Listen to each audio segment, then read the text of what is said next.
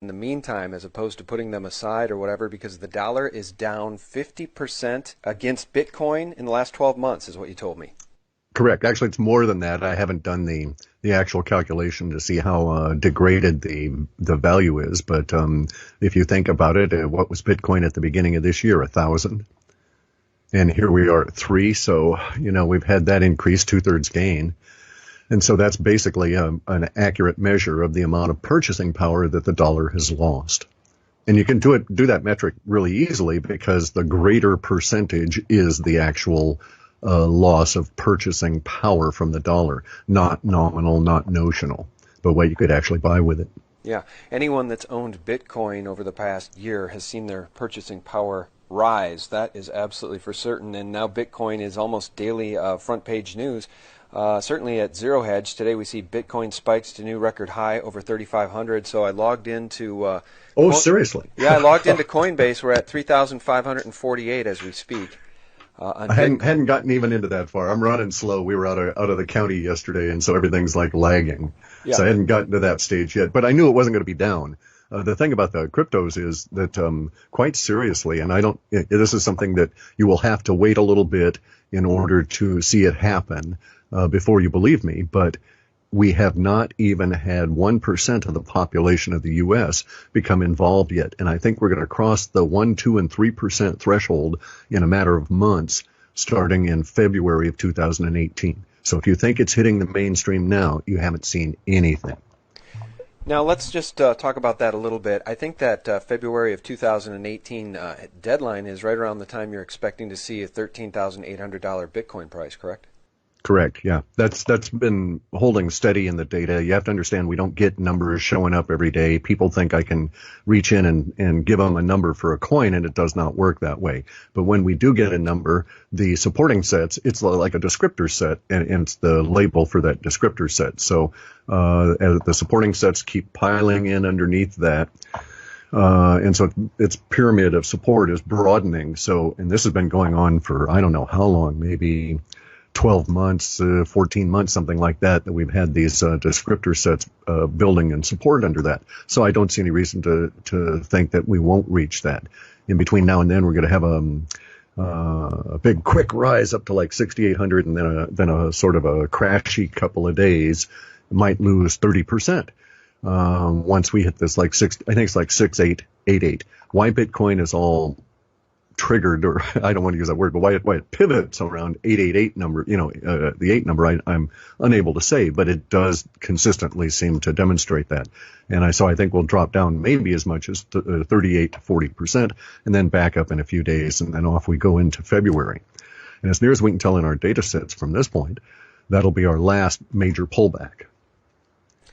Okay, and let's talk a little bit about Bitcoin Cash. When I mentioned Bitcoin at 35.48 today, that's to say nothing of your free Bitcoin Cash coins, guys, that you got if you held Bitcoin right through the fork there. And I'm not sure what Bitcoin Cash is at today. Let's say it's at 275. That's just free money, and I'm personally going to let mine ride. I've told this to my friends, just talked about it in a conversation with Joe and Brad Peters, the Intel software engineer, in a conversation we had last night about that Lynette Zhang thing and the blockchain and the evildoers, so we can talk about that if you like. But yeah. I told them I'm going to let it ride. I don't know what it's going to do. It could go to 10. It could go to 10,000. I don't care. I'm going to let it ride. It was free, so why not? Right. Well, here's something about the Bitcoin Cash fork as well. I don't know that the thrashing around at the moment relative to price is any kind of an indicator for what will be happening with it later. So the political machinations aside on its creation, nonetheless, the Bitcoin Cash now is an experimental test bed. Because there's less value that's locked up in it the way we have with Bitcoin, we're going to have a freer attitude about implementing changes within the Bitcoin Cash protocol. And so I think, to a certain extent, that may be a parallel, if you will, operational development test bed. You shouldn't ever use any of those words together. But it may end up being that, such that if they do have major improvements that they can demonstrate, speed, et cetera, then those could be because it's the same code base, quickly adopt it into Bitcoin once it's been proven that the net negative effect is essentially zero. Okay, so they've got a nice little test lab they can use. Yeah, and without much money invested in it. See, I mean, we don't have a huge amount of the market cap of cryptos locked up in it to where we're afraid to monkey with it. And that's a lot of it now. And I get that, as somebody who holds Bitcoin and holding it through the fork, I appreciate that we don't have to be concerned about a radical element within the Bitcoin community saying, let's do this, major choppy stuff on the code without understanding what we're getting into. And so I like the idea that, if we do have a good idea, let's let's let Bitcoin Cash do it and see what happens. Let's let Mikey do it, right? Yeah. Well, let's talk about Bitcoin Cash as it relates to Wall Street. Right now, the only way people could even get Bitcoin, if you're not going to buy it directly, since there's no ETFs, the Winklevoss ETF was not approved, is to get that over-the-counter vehicle called GBTC. Are you familiar with that one? Because I want to read something to you. No, I'm not. I haven't run across that yet. Okay. Well, it's just run gangbusters along with the price of Bitcoin. I believe about a year and a half ago, when Bitcoin had corrected back down to 400 or 500, right in there, you could get in on one share of GPTC for under 100. I think at $60 at one point. Today it hit 600. So that is one vehicle to own Bitcoin through, although you obviously don't hold the private keys. And I was looking at some news today. I wanted to see how they were going to handle the Bitcoin fork. And without boring you to tears with all of this stuff, they essentially are saying that the sponsor currently expects to cause the trust to liquidate any Bitcoin Cash associated with the Bitcoin held by the trust, and to cause the proceeds of such liquidation to be distributed on a pro rata basis to holders of units of the trust. It is expected that any such distribution would be made only after allowing time for evaluation of the market for Bitcoin Cash in consideration of the manner in which to liquidate such Bitcoin Cash, which may be months after the fork occurs. So they're basically saying we may or may not. If you continue right, reading, yeah, we're not sure. It says, but we what does it say here? It says the amount of any distribution will be net expenses of the sponsor and the trust, including costs associated with liquidation and distribution. And basically, they go on to say, and we may never distribute it. So I thought that was interesting. It's a little bit like Coinbase, which got themselves in quite of a rip roar over this whole thing, with lawsuits being threatened if they don't give their Bitcoin Cash to the people who did hold their Bitcoin through the fork on Coinbase. So I wonder how that'll shake out. You understand about the exchanges, of course, and the double bind that this put them into. Okay, and I'll tell you a weird rumor. All right, I heard a weird rumor that there was going to be an attempted takeover of an exchange because people that were involved with the Bitcoin Cash could foresee the situation, or they engineered it. And the rumor is indeterminate. There's no real ability for me to validate it, but it sort of made sense, because the problem is the exchanges. Say that Coinbase, let's just choose Mythical Exchange, okay? So Mythical Exchange has got 40,000 new people signing up every week even, or month. All right, well, we can expect that those 40,000 people, they'll probably try and instantly on Exchange, Mythical Exchange here, they'll try and buy something. The odds are that because they're noobs, they're going to try and buy a Bitcoin or an Ethereum because they're scared of everything else. We're just speculating here. But the net result is that out of this is that Mythical Exchange should be able to make a projection and say, well, look, we're going to need to be able to service and supply these 40,000 people, and we'll just concentrate on Bitcoin, and say that among the 40,000 people coming in, they each got a quarter. Okay, so they got to buy 10,000 Bitcoins a month to supply this demand. And the fact of the matter is, these exchanges, their profit margins, if you will, are met by maintaining a pool. So when you buy Bitcoin on the exchange, they say, okay, we sold it to you. And it's not actually until you take the Bitcoin and take it and put it in your own personal wallet on your PC that an actual Bitcoin transaction happens. Because the exchange has got an algorithm that says, look, 9% of these people are never going to move it. Another 11% might move it, so we've got 20% to play with. So we don't even have to buy 100% of the Bitcoin. We only need to have 80%. And then we can use the rest of the money that's being spent on the Bitcoin as our float to cover our operational expenses. Sort of makes sense? Yeah, it's a little bit fractional reserve Bitcoin. Yeah, it is. Fundamentally, it's fractional reserve all coins. Okay, it's fundamental fractional reserve all coins. Unless they're going to charge you a straight up fee of X amount for doing the conversion and make the calculations on how much it actually costs them in terms of time, energy, and everything. Bear in mind, when you buy on Mythical Exchange, you get your Bitcoin nearly instantly, but the actual settlement on the Bitcoin network might take 3 hours if they actually purchased one for you. And so they're sort of floating it to you anyway. Under the circumstances, they got caught in a real bind. Because say that we're just talking with 40,000 people and they only had enough actual Bitcoins purchased, they only had 80%. Well, they're only going to get 80% of the expected amount of Bitcoin Cash.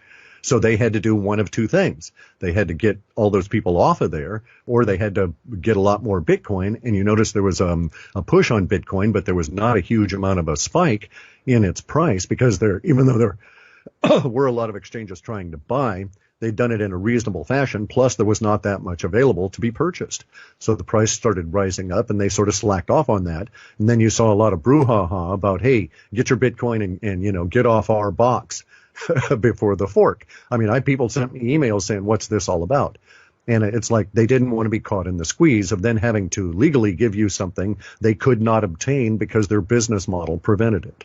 Make sense? Yeah, it absolutely does make sense. And I got mine off of Coinbase. You can't blame them. They're not being evil or anything. They're just trying to stay in business, and they got caught out by this sudden shift that was sort of anti-business model to them. Yeah, I got my Bitcoin off of Coinbase about 8 days before the fork. I was really dragging my feet, so I got it on a Trezor. And let me just say this and compliment you on the effectiveness and the accuracy of the WebBot reports as it pertains to cryptos. We're still off the mark on silver, and we can talk about that in a minute and why you think that is. But you've been on the mark so much with Bitcoin that I'm hearing, Clif, that people are running out and getting home equity loans and double mortgages and credit cards to go buy Bitcoin. I think that it's very likely we'll see $6,888 Bitcoin and potentially $13,800, potentially far, far higher. But don't you think it's fair to caution people not to go deeply into debt to buy Bitcoin? Yeah, I don't like debt at all. I mean, I hate it. That's where they have you buy the short and gnarlies, right? And so I understand it. It's a natural thing. Those people that are leaning that way really need to understand they have to service this debt. And then here's their other problem. They may get trapped out in the sense that there may be something within the Bitcoin not within the Bitcoin community going on such that, exchanges are having problems like they did now recently with the fork, or there may be some kind of FUD coming from regulation or something like this that would cause their investment to go down just at the time they needed to liquidate some of it in order to service the debt on the thing. So I actually can't give any financial advice. I mean, in this state, I could be sued for advising people to do their money in any given way. But I'm philosophically opposed to using debt as an attempt, or to being driven by greed to use debt as an attempt to make a killing in any market in any way. And this is how the touts take you, and that this is how you are harvested. Because people know that this is occurring. They know that there's this speculative mania moving up within the population. And there are many people out there trying to scam you one way or another. And you may even see banks start advertising, need a loan for Bitcoin. And it's like, boy, once that happens, you'd better run from that because we're getting close to another large correction. And the idea of a Bitcoin ETF is really absurd, mathematically absurd. And the reason that it's mathematically absurd is because there's no way for that ETF, if it's an actual holder of Bitcoin as opposed to yet another Bitcoin Ponzi scheme or pool scheme like the exchanges, there's no way for an ETF to moderate these very large drops that Bitcoin has in its fractal pattern. Now, I'm not a chartist, but I know that the fractal pattern that I discovered a few years ago is active, and it'll be scaled up. So as we scale up to higher and higher heights, we're going to have bigger and bigger crashes. So what's an ETF going to do when there's a 38 to 40+% correction in a matter of, say, an hour or so, a consolidation or drop or whatever you want to say within the nominal dollar price of Bitcoin? The reason that this will occur is because the death throes, the heart attack that the dollar is having is going to be violent. And so they're going to try and save the dollar, and that'll cause, the dollar to momentarily get a little bit of a flush and thus rise relative to Bitcoin, and then it'll crash again, and then Bitcoin will gain more value and that kind of thing. See, so it's not Bitcoin being particularly volatile in and of itself, because the way the blockchain works, it actually moderates out wild fluctuations in activity, or attempts to. But really what's going on is that, the buttheads that are running the dollar don't know what they're doing. Everything they do aggravates the situation and makes it worse. And we all know that the trend is towards zero for fiat money. And we're getting really close to that. Yeah. Now, I want to ask you this, too, as it pertains to the accuracy of the reports, and just let you know that, again, as it pertains to me holding Ethereum and Bitcoin, those two specifically, I also own Litecoin, Salt, Pillar, a bunch of these others that you've talked about, and some of which appear in your latest report. But sometimes when you're holding these things and they correct, it's sort of those white-knuckle moments where you kind of feel sick to your stomach, and my approach is I don't even look at my account. I just look at the long-term report, and I know that, if this thing is going to go to 13,800, whatever this correction was in mid-July, and for instance, Ethereum corrected hard. I think it hit 420, and then it went back down to a low of about 140. I held tightly because I know that the WebBot report has said Ethereum at some point here, I think you said 538, we can talk about that. So I held on tightly. And the reason I bring it up is because I have a very, very smart friend who people would know, actually, if I mentioned his name. You'd know of this person. He's done very, very well in cryptos. He's an early adopter. And he was convinced that right after the Bitcoin fork would probably be a good time to sell his Bitcoin temporarily. He was convinced that there would be a big pullback, because if Bitcoin couldn't get past that 3,000 high going into the fork, and everybody who wanted it got in before the fork, he was convinced it was going to go lower, and he was wrong on that. And I didn't sell mine because I've got the long-term trend in mind. I'm going to hold for that 13.8 no matter what it does. So again, the accuracy of the report really helps people have confidence in just holding these things. So long-winded question, is that 538 price on Ethereum still valid? Sure, but bear in mind, you have to ask yourself, why do you care? It is only valid if you're going to try and trade Ethereum and buy it at that level. And I'm not saying that that's the peak of its tooth. So in Ethereum's fractal pattern is very much more violent, as we've seen demonstrated repeatedly, than is Bitcoin. There's also this tuple that goes on there, this occurring 3 times within its fractal pattern. And I expect that Ethereum will continue to demonstrate that pattern, although the base at which these teeth are formed may widen out over time as we get going and it becomes more stable. Nonetheless, though, the correction ratio that we get with Bitcoin is in the 60 and 70%. So the idea is that, Ethereum.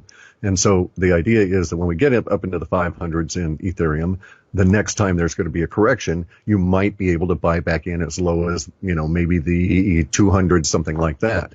So it is going to have that pattern.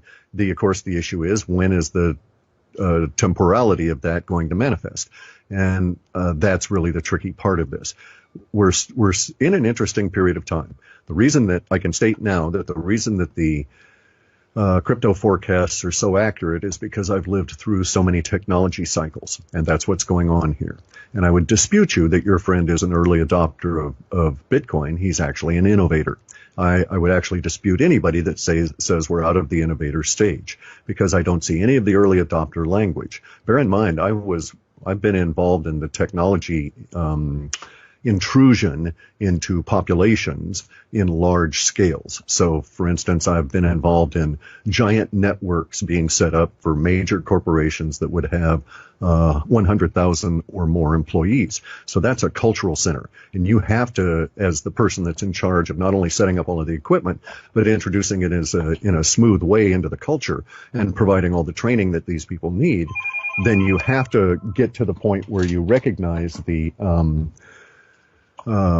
flow, and you as one of those individuals, I would actually look for the innovators in the early stages of the process and bring them in to be the cadre within that organization that then trained the early adopters. And then we would cross the chasm. The early adopters would get in there, they'd be happy with it. The innovators are always pumped up about it, but the early adopters are happy. And then there's this period where it's just sort of flat, and then it goes mainstream.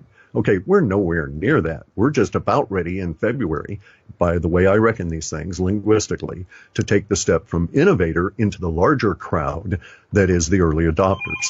So we're about from 3%, or going from 1% to 3% on this.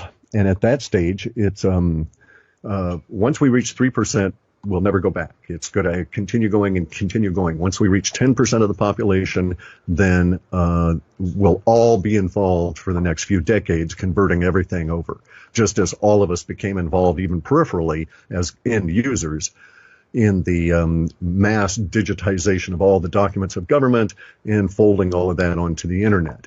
So, I mean, we all participated in it at some level. I was actually part of projects where we, ran millions of documents through scanners and OCR and all of these scripts to extract all the information and that kind of thing. But everybody at some level was alive, that's alive now, was in the process of that. And so we're in that now. We're in the process of our entire human society eating the concept of money by software. Software is becoming money. Our digital infrastructure is broadening out into not only things on the internet, but the abstractions that humans use to pass energy and relationships between each other. And one of those major ones is currency. So we've all known, at least a lot of us that have thought about this and have discussed it, that software at some time was going to come and eat the world of money. And a lot of people said, digitized stock market and so on. And I said, no, there had to be something else. It had to be broader than that. That's why I was looking for something like Bitcoin without knowing what it was way back in 2005. And so when the white paper came out, it was, the lightning moment. And there you go. Here it is. Software is going to eat money. And man, it's progressing very fast. We're about to cross into that, as I say, from the 1% threshold into that group that will ultimately yield us into the 3%. Those are our early adopters. I'm seeing the very beginning of that language being forecast for February. It should become visible to anybody that's paying attention by about May. And so I have no idea at this stage, because I don't have any numbers being offered, as to what Bitcoin and Ethereum might be at May of next year. But we won't be talking the kinds of digits that we are now. Okay. And just two more questions in order to be respectful of your time here. And the first question here is one that, it's the type of question you got to ask because you don't want to ask it. I don't want to open up this whole Lynette Zhang AC chain can of worms thing again, because you were actually kind enough, you're such a gentleman, you're like, emailed me last night saying, just a heads up, I don't agree with Lynette Zhang's position on this, but if you want to talk about it, we can. I feel like she's kind of been put through the ringer enough. And I did have a really nice conversation last night with Joe and Brad Peters. But let me ask you just in terms of the big picture. Knowing that I think JP Morgan or Goldman Sachs or both have now patented some blockchain technologies or something that they're working on, knowing that the banks have done nothing but evil to humanity for a very long time, do you think it isn't within the realm of possibility that the Bank for International Settlements and or the IMF could be trying to implement or hatch a plan to... No, sorry. No blockchain that's to ensnare humanity? Guys, sorry.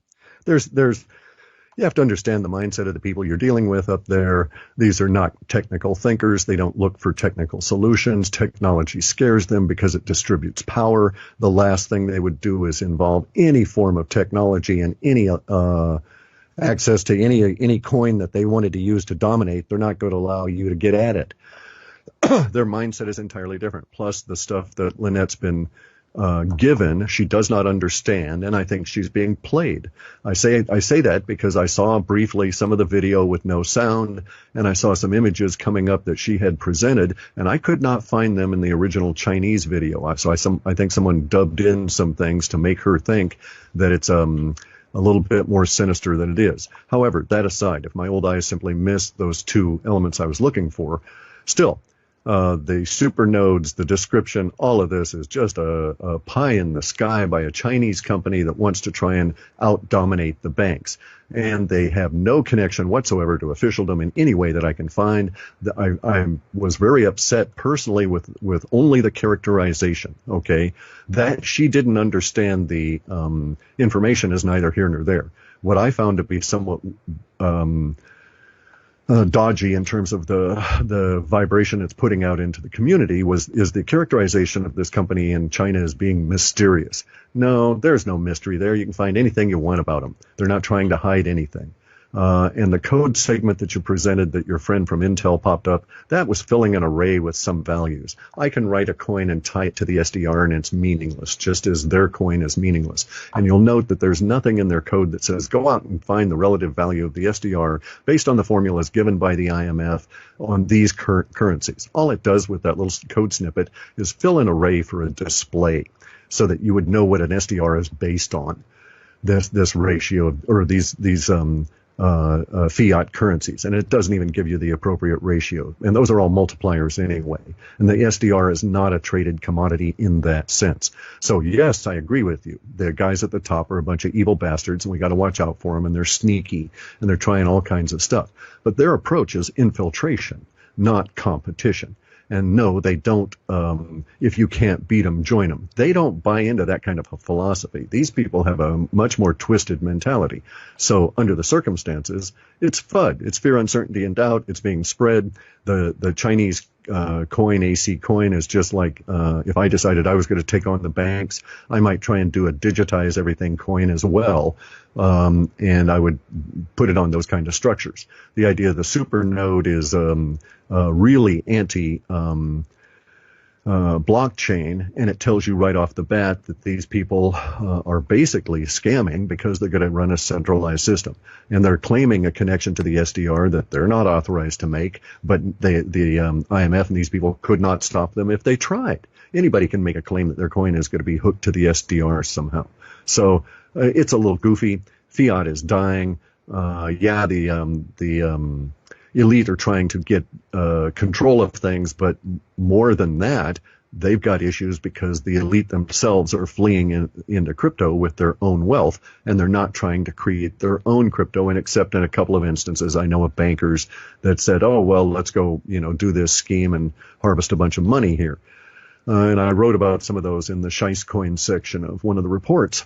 But beyond that, no, Lynette Zhang is a metals dealer. She has an alarmist tone in terms of how she presents this material. Yes, the New World Order is a bunch of mean bastards that we've got to be careful of. But no, they're not going to eat everything with their software coin and tie up your property and all of this sort of deal. So her presentation is, she's not the person to be judging cryptos, and the material that was presented to her, I believe, was done. That was it. It was presented to her. I don't think she ferreted it out. I don't think, because obviously she didn't do even a cursory examination on the AC Coin company itself. There's no mystery there at all. Okay. Well, the one thing I would say, just to push back a little bit as far as the elite go and using technology to ensnare and enslave, is this whole 5G Internet of Everything thing where they want to chip, literally billions of chips. They want to chip everything, every product, every living creature, and they want to track and trace everything. So that was one of the things. Well, that's not okay, but hang on a second. Let's examine this from a very realistic technical perspective. That's not out of line, all right? Having a chip attached to your cows, especially in Europe where mad cow disease is there, guarantees you, at least up to the point of slaughter, what's going on. Plus, these chips can be used as sensor apparatus. I was involved in this project where they stuck little coated wires in the snouts of all these salmon fry and steelhead and let them loose into the wild. And for dozens and dozens and dozens of years, the state of Washington ran what was known as the head lab, where they took all these fish heads, extracted the little coated wires, read the digital material on them, and took the DNA samples out of those fish heads that they had, did the electrophoresis on them, and came up with DNA patterns. And that was not part of any New World Order. That was kind of a method for Canada, the tribes, and the state of Washington, and Oregon, and some other states to fight over the fish. And so there are natural needs for us to understand what is going on at a complex level as a complex humanity, as a complex human society. With or without the New World Order, we're going to need to do stuff like this just to be able to effectively manage our resources. And here's the thing. Say that there's a giant natural disaster. Wouldn't it be handy to have a computer somewhere that said, well, look, in the region that was just affected, we have X, Y, Z in the way of resources that have been wasted. But hey, over in this other region, we can look on the computer now and find out that we've got this percentage of excess, that percentage of excess, and this other percentage of excess that can be shipped into the devastated region. And we can do this because we can identify everything because of the chips. So I'm quite in favor of the Internet of Everything, right? there are evil ways it can be used, but I'm actually I'll give you a family secret here, okay? And it'll perhaps explain my viewpoint. My people are pirates, okay? Actually, pirates of the Caribbean. My mother's family traces its roots back through the Azores, back through the Caribbean, back through the Azores to the expulsion of the Templars in France, their hiding out in Portugal, their flight to the Azores, and then being kicked out of the Azores and taking up residency in the Caribbean as pirates. So I've got pirates in my background, as well as horse thieves. And so I count on the fact that there's this DNA out there that affects people like myself that says, I'm going to game your damn system. So let the New World Order move in mass into the technological world, because you've got a lot of raspy old farts out there and young guys like that are all like myself that have the attitude is, all it takes is a decent PC or a smartphone and some smarts, and I've got you. I mean, if you've ever messed around with the deep web, you could probably get millions of people out of there to decide that, under these circumstances, I think I'll join the collective fight. And some of these people are extremely talented. So I'm not that worried about them moving into technology. If the idea of putting a chip in me, no, that's not going to happen. Okay. And if they were to put a chip into me, well, they're very easily defeated with a small, short burst of microwave radiation that's targeted, and you can even find how to make these devices online. Okay, that was what I was going to ask you as a Christian. I wanted to know where you stood on chipping people, because I believe that's also. Okay, I'm not a Christian. I didn't ask. No, I am a Christian. So. Oh, okay. That's what. Sorry. So I wanted to get your thought on, do you draw the line at chipping people? Because they'd like, and correct, you just made it clear. Yeah. Okay. And let's just finish out the call then and talk about something that you and Lynette Zhang do agree on, and that's $600 silver. Why do you suppose the WebBot reports, the WebBot data has not been accurate as it pertains to the price moves of silver and gold? Well, because it's manipulated at a level that I had not anticipated. But here's another issue. Okay. I was talking with some kids and a couple of scientists about this. The accuracy rate of the data sets it has to be looked at in two different ways. Sometimes the accuracy rate is really phenomenal and the timing is really phenomenal. One of the example is blondes on boats. The amount of language that actually manifested as the Costa Concordia crashed, and I said all this language would occur 5 months ahead of the ship actually running aground, and it was a spectacular hit. And there's been maybe 24 of them over the past few decades where it was really huge amount of connection on the language, and it was precise on the timing. Now, there have been a lot where the language shows up, but the timing is just really wonky on it, and we might be a year off, and all of a sudden everything plays out just like it was described. And I think that's what's going on with silver. And I think what's going on with that is that there's been a huge amount of emotional, suppressed emotional reaction to silver. And that's what's building up. That's what gives us the language. Around the $600 silver mark may be, and this is my personal fear, may be something so catastrophic for the fiat-based economic system that's why the $600 information came all the way back to 2002. So in other words, there's going to be such a huge emotional outcry as fiat collapses and silver is suddenly $600 an ounce on its way to, infinity. There will be such a huge emotional reaction that emotional reaction that we're about to encounter and produce actually went back through time to influence our data in 2002. Make sense?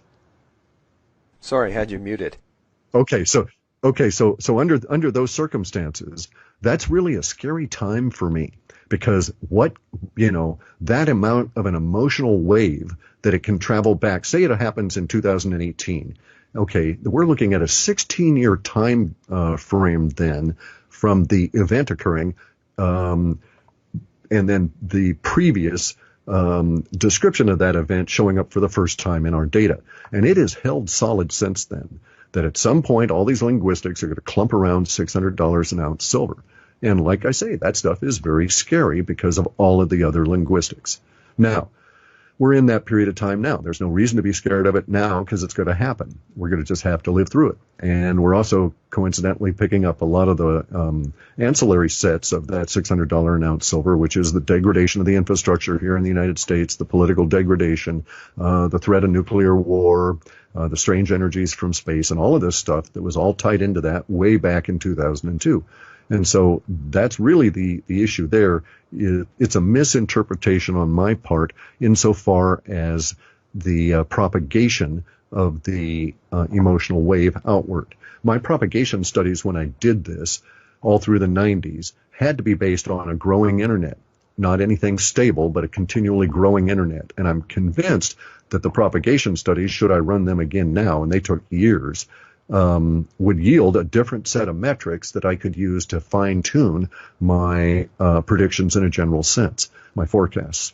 And the propagation studies that I did 18 months ago that allowed me to really dial in on the cryptos have further convinced me that that is indeed the case. I was able to run a quick set of propagation studies over a course of about 6 months based entirely on crypto language because the niche was so narrow. I could easily get the stuff in. It was just a shot in the dark if this would work, and indeed it did. And so there we are. We've got a formula for approaching this that now has proven itself accurate for, like I say, at least close to the last 2 years on the cryptos, and extremely accurate in many cases. So that's really what's going on is relative to the forecast and so on. So getting back to the gut level, that that kind of thing. If you're experiencing those kind of emotions relative to buying into cryptos, probably you shouldn't. This is one of the things for me is you buy it, you forget about it. It's a long-term hold. I'm not into the trading mentality. And so that's really where the focus of our report is. Now, some of the people are pulling language out of the reports to do trading, and more power to them, because I know that I'm going to get, say, a 5% gain or a 15% or 30% or whatever it is, whatever my gain is on Bitcoin between now and the 13,000 mark, right?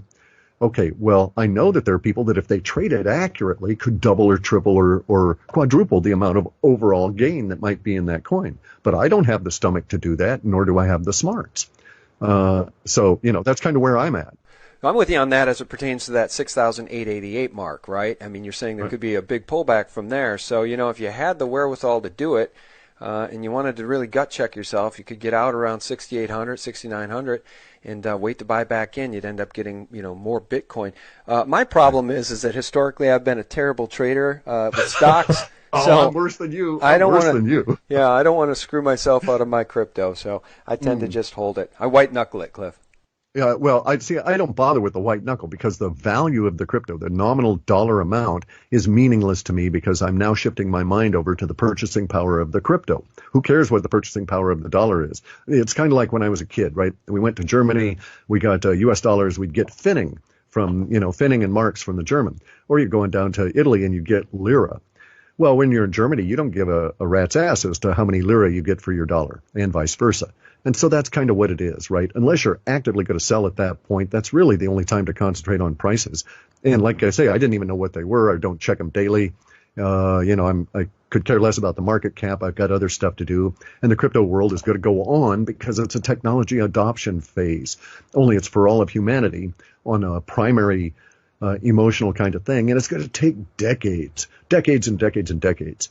So this is like way early days, and the fact that you're discussing this now is one of these like generational myth things, right? When you talk to your grandkids or great grandkids, you can say, well, back in the day, I was there when Bitcoin was born, and and here Bitcoin is at that time might be $1 million each, something like that. But you won't care because it'll be actually purchasing power, and you may not even measure it in the dollar because who will care about the dollar at that stage? Yeah, I'll leave you guys with this. I guess according to Clif, if you get into Bitcoin, Ethereum, Litecoin, any of these others today, you're actually still an innovator as opposed to an early adopter. That's how early we are in this crypto phase. Well, this crypto sea change, I guess, right? Correct. Well, the death of the old system, and we're birthing a new one here. Yeah. And that's why we've got all these birth pains, guys. That's why we've got the FUD. And that's why the system